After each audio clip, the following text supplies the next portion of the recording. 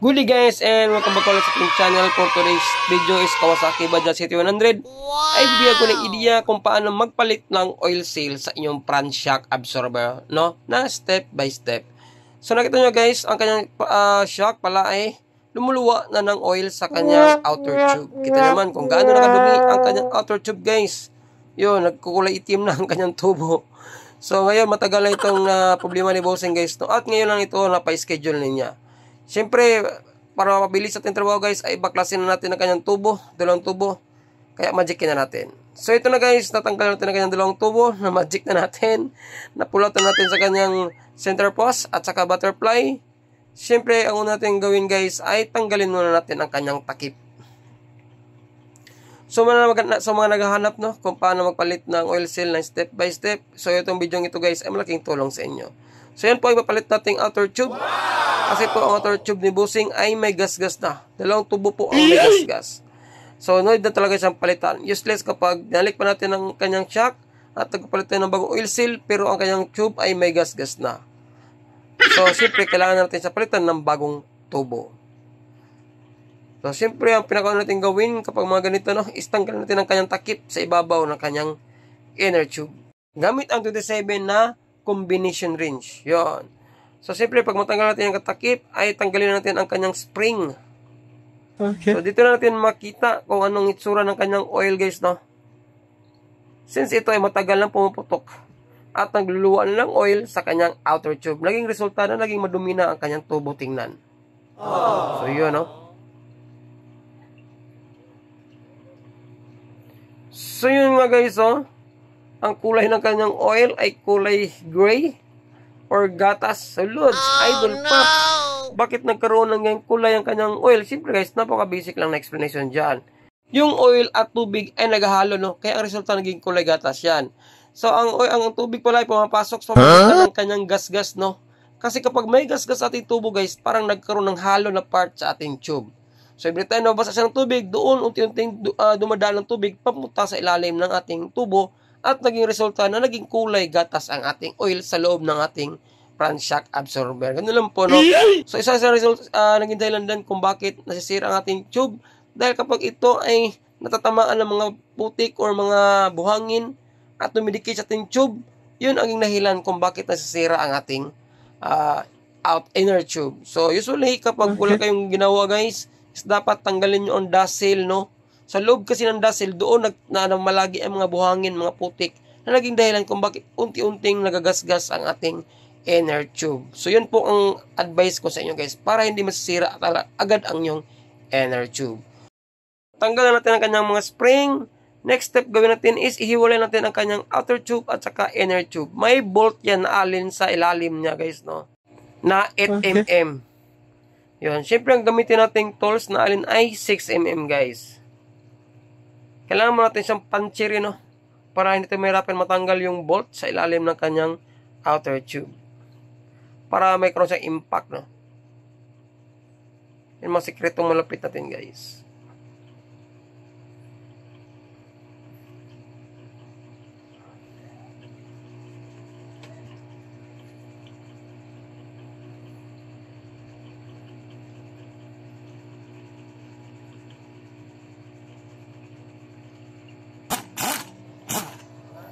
So yun, tanggal ng kanyang bolt guys. Pwede na natin may walay ang dalawa, no? So dito na natin ma-confirm ang sinabi ni Bossing na totoo talaga na nagkaroon daw ng gas-gas ang kanyang inner tube. So double check lang nga natin.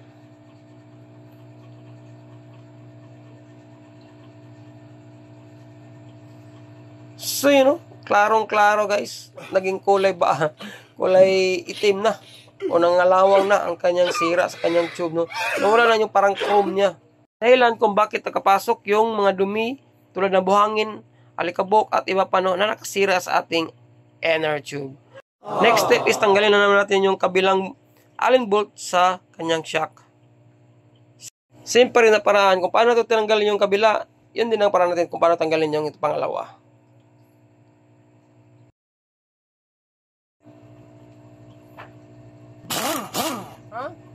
Sige, tanggal na siya, no? At dito rin natin confirm kung ito pa may problema din ang isang tubo niya. Simple rin ba ang problema nung nauna sa ating pangalawang tubo na tinanggal?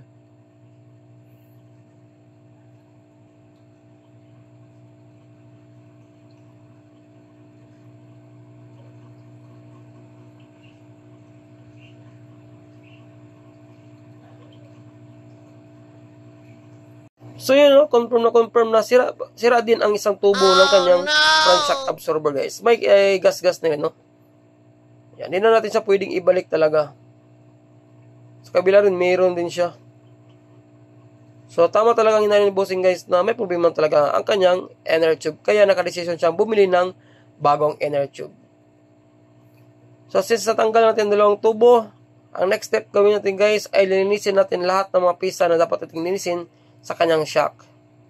Kasalin na yung mga outer tube, spring, at lamang loob ng ating front shock absorber. Lahat ng yan, lilinisin natin, no, gamit ang gasolina. So, ito yung mga sirang tubo niya. At ito naman yung bagong tubo na ipapalit natin, guys.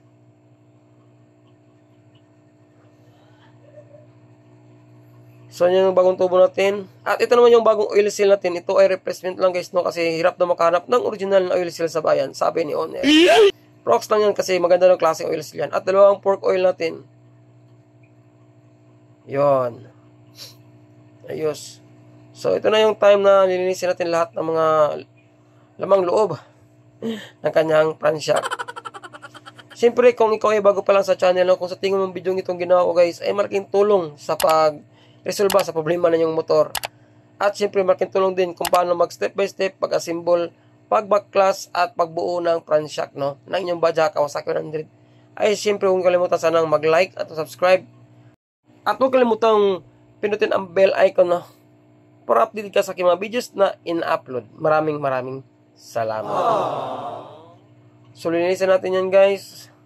Yung mga tubo, siyempre, kasi napakadumi talaga, no. Dala na rin na lumalabas na ang oil sa kanyang outer tube.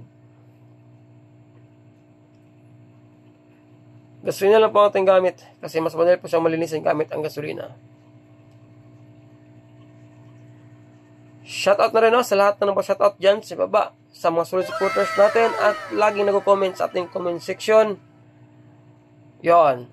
Maraming salamat po sa inyong lahat. Siyempre, huwag natin kalimutan i-shoutout ang lahat ng mga silent viewers natin, guys. Kahit hindi sila nag-comment, ay pasikreto nanonood sa ating mga videos, no. Alam ko malaking tulong itong video na ina-upload natin sa ating YouTube channel at saka sa Facebook page. At siyempre, ako po lubos na pasalamat sa lahat po ng mga subscribers natin kasi po is malapit na po tayong mag 100k YouTube subscribers. So, malaki-laki na po ang ating channel, no, at parami-parami rin ang ating mga subscribers sa ating YouTube channel. Ako po lubos na pasalamat uli at God bless sa inyong lahat. Wow! At sana hindi kayo magsawang manonood sa mga videos ko na na-upload. Kung may katanungan kayo tungkol sa problema ng motor, ay huwag kayong mahiyang mag-iwan ng comments sa baba. Yan po ay sagutin natin, no, kapag tayo ay online. Yun lang. Maraming salamat.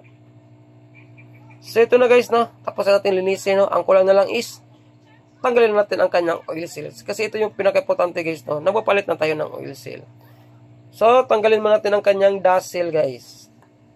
Kasi hindi natin matanggal ang kanyang oil seal kapag hindi natin tatanggalin ang kanyang dust seal. Sa ilalim ng kanyang dust seal is meron tayong makitang circlip, no, o lock ng kanyang oil seal. Tanggalin din natin yan. Na para bang alambre, no, na naka-wave or nakakulubot. Yan, merong lock yan, guys. Minsan hindi natin yan makita kasi dahil sa dumi na rin na nakapatong sa ating oil seal.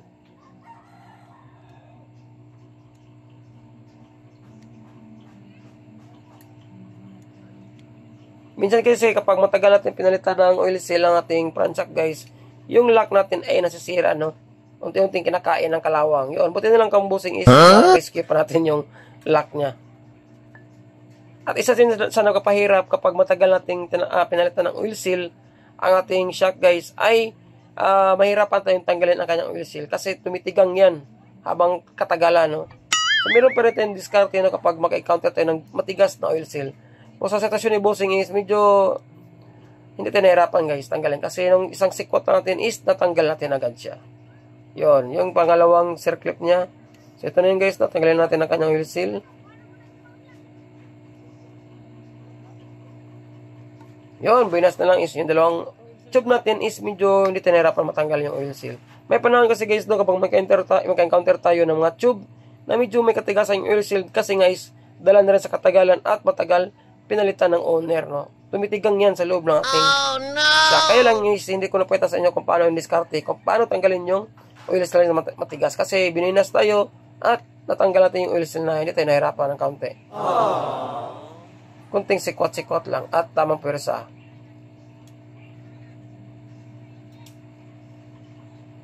Yun, success.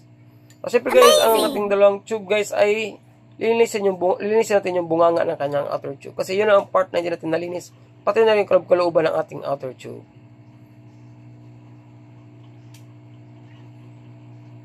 So ito na nalinis na natin lahat ng mga pisa ng kanyang front shock at yun na rin yung bagong tubo na ipapalit natin. So ito yung outer tube natin. Yan, nalinis na natin ang kanyang loob guys. Tingnan nyo naman, napakalinis na. So yun, isa rin, malinis na rin. Ha? So sa part nating oil seal guys is meron ako i-share sa inyo, no? Para mas lalong kakapit talaga ang ating oil seal sa ating inner tube. Sa part nating oil seal is meron siyang spring na matigas sa ilalim. So tinatawag natin yung double lips kasi meron ding spring sa ibabaw na bahagi ng ating oil seal. May oil seal din na isa lang ang spring guys, no? Yun tinatawag nating single lips. So sa part ng ating oil seal is meron siyang matigas na spring sa ilalim. Pag makuha natin yun, ihiwalay natin yung spring sa kanyang connection nyo. Kapag makita kayo ng male, yan tinuro ko guys, at ang kabila naman ay female na parang may butas. So babawasan nyo lang siya ng kaunti, no? Yung male lang guys, yung female lang yung may butas. Huwag yung male. Kasi yung male, yun po ang i-connect natin at ibabalik sa kanyang butas. Kasi kapag namali kayo na putol, yung male ang naputol nyo, hindi nyo na makukonect ang dalawa. Kasi puro butas kasi guys. So yung male talaga, huwag nyo galawin. Yung female lang, yung parang may butas. Yun lang puputulin nyo. So kapag nababawasan natin ng kaunti yung spring niya guys, alam nyo na kung ano ang mangyari. Mas higpit ang kapit ng ating oil seal sa loob ng ating outer tube. At syempre, yung ang benepisyo niyan guys, yung tubo natin kasi mas kapit na kapit ang ating spring sa loob ng ating inner tube. At medyo matatagalan magkaroon ng leaking sa ating front shock absorber guys. Dahil na rin sa pinutol natin at binawasan natin yung spring. Ito ay matagal ko nang ginagawa guys, no? Kasi effective po ang trabaho, ang discarding ito. Ito yung mga malupit ang diskarte ng mga nauna pang mga mekaniko guys. Matagal ito mga ginagawa ng mga mekaniko. Siyempre, sinishare ko lang sa inyo kasi baka isula pa kayong idea na meron pala talagang ganitong mga diskarte sa ating oil seal, saka natin siya ikakabit. Basta tandaan nyo lang guys, yung puputulin nyo lang is yung may butas, no? Hindi yung parang may dulo na parang male talaga siya. Na parang may tusok yun to, yung may tusok. Huwag yung putulin yun. Kasi yun po ang i-connect natin pag mabawasan natin siya ng kaunti yung spring natin. Yun. So, pwede na natin siya ibalik, guys. Higpit na po ang kapit ng ating shock niyan. At syempre, at the same time is, yung bounce natin is medyo matitigas na ng kaunti. Titigas na ng kaunti pala.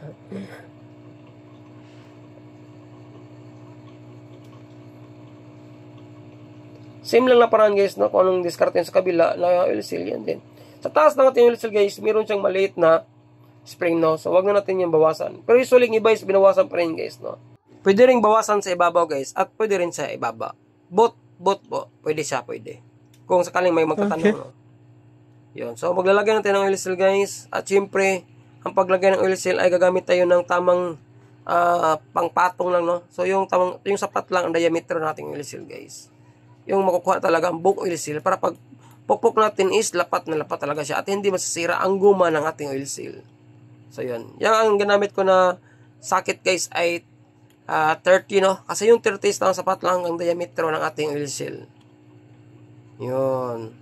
Yun, no? Yun na po kadali kung paano magpalit ng oil seal. Amazing! So double check na natin, no? Kung nakalapat na ba talaga yung oil seal sa loob. Yun. So ox naman siya. Siyempre, next is yung lock o circlip niya.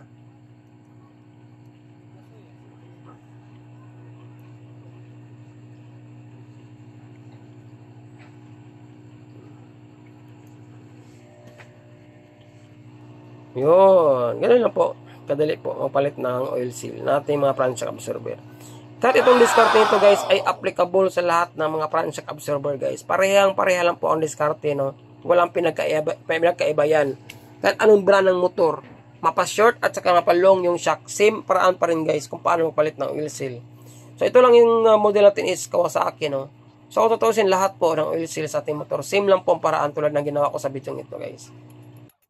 Kung ano mang motor ka meron ngayon, kung meron kang problema sa iyong shock absorber, same lang po talaga ang paraan kung paano magpalit ng oil seal tulad ng ginawa ko guys sa video. Yon, tapos na ang kanyang isang outer tube. Double check natin yan kung lapat na ba? Lapat na lapat. So, huwag natin kalimutan ilagay yung kanyang circlip or lock. Okay.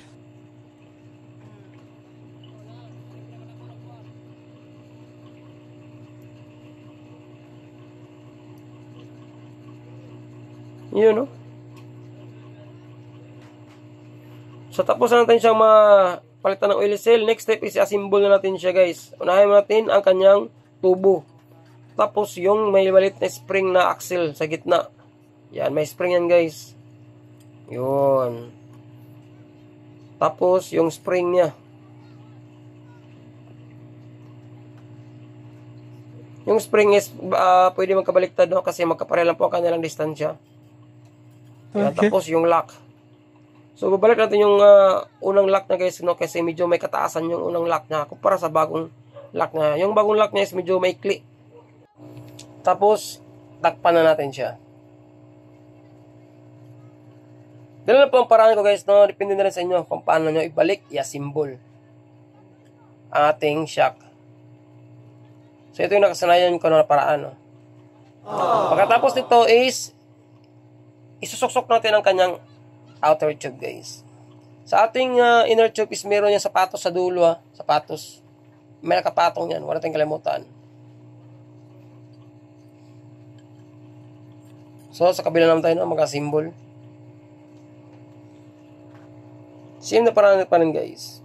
Tulad na nasa unang tubo na na-assemble natin. Spring, tapos takip.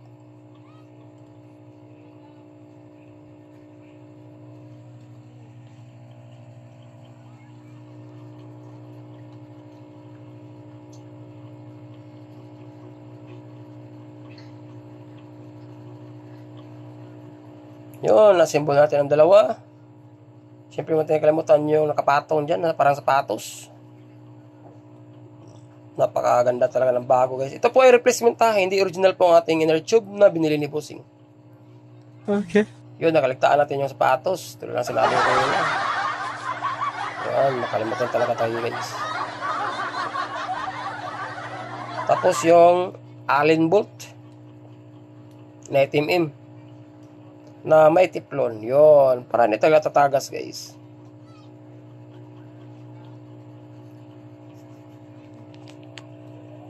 Medyo may kabaan ng video, guys, no? Sana mapanood nyo ng buong buo. Kasi ito po ay step by step. Kaya full video po ang video nito. So, next step is yung kanyang dazzle, guys. Ibalik na rin natin yung kanyang dazzle. So, okay na yung bounce niya, no? Oil na lang kulang. Yan, okay na natin isang tubo. Next is yung tubo na naman ng isa. Ating asimbolin.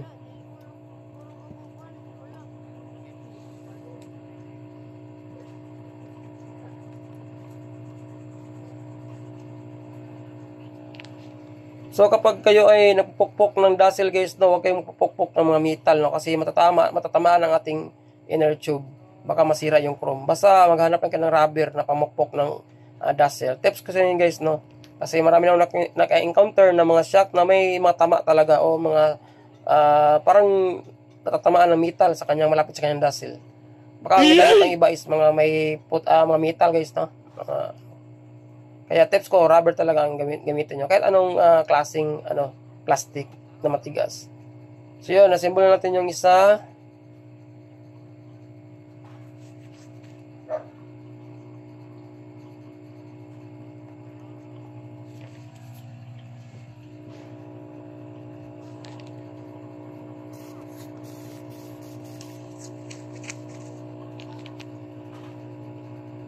So yun, tapos na no. Malapit na matapos guys. Isang dustle lang nilagay natin. Tapos magre-refill na tayo ng oil ng ating pransyak. Yun. Yun na po, kadali kung paano natin sundan ang ating trabaho guys, no.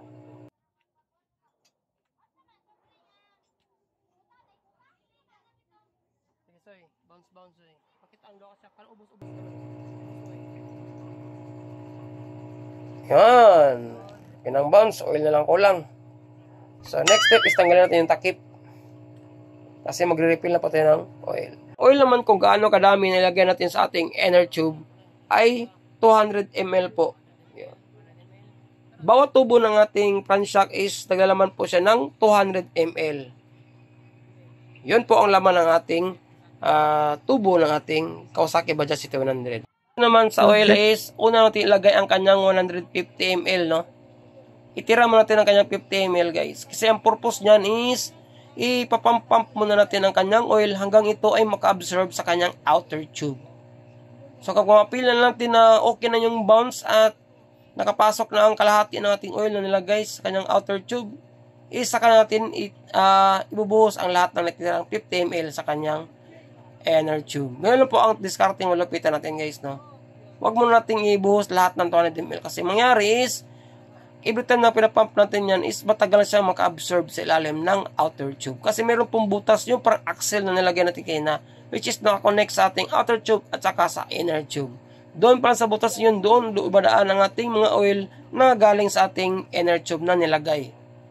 Amazing! Yan po ang proseso po, no? Kung paano ang oil nakapasok sa ating outer tube.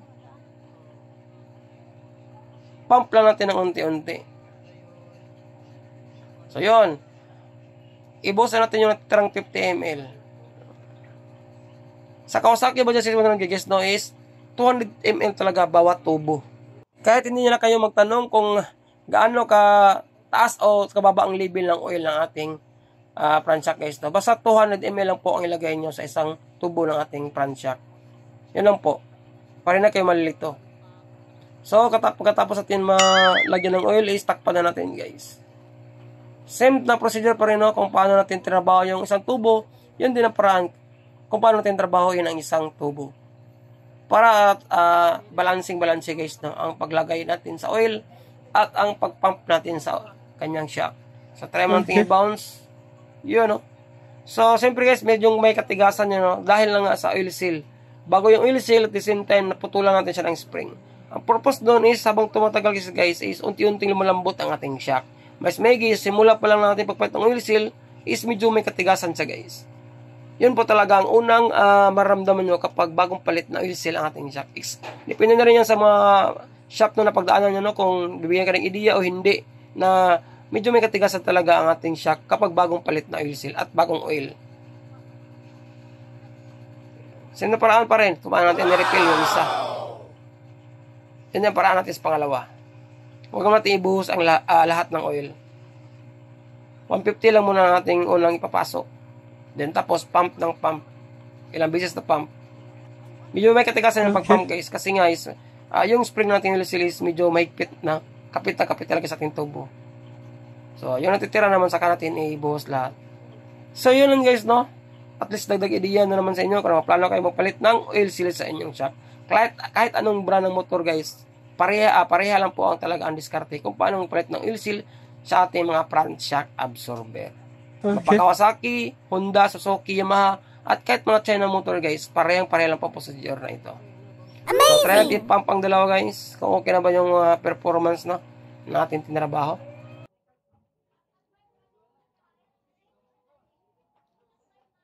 Natatawa ko guys kasi sumasabay yung dalawang tuhod ko. So yun lang na okay na natin trabaho guys. Siyempre pinakalas natin gawin ay ibalik natin sa kanyang center post at saka butterfly. At doon natin pakita ang pinali ng ating trabaho guys. Tandaan nyo, no, kung ano ang pinakauna nyo binaklas, yun din ang pinakalas yung ibalik. Yun mga tips to remember sa mga trabaho na pinagagawa natin yun. Lalo na sa mga baguhan pa lang sa ating profesyon as ating pagmekaniko. So ito yung pinali natin trabaho guys. Kita nyo man, napakaganda na kanyang bounce. Siguro masaya na si Bossing ito. Hindi na ito magkaroon ng lagotok at kahit ano pang mga ingay na marinig ni Bossing. Kasi bago na kanyang tubo, bago na rin oil seal, at sa baka bago na rin ang kanyang oil. Yan naman na sa araw na ito. Maraming salamat. At syempre, see you sa ating next video. Right safe, God bless. Shout out sa ating poging mekaniko at cameraman.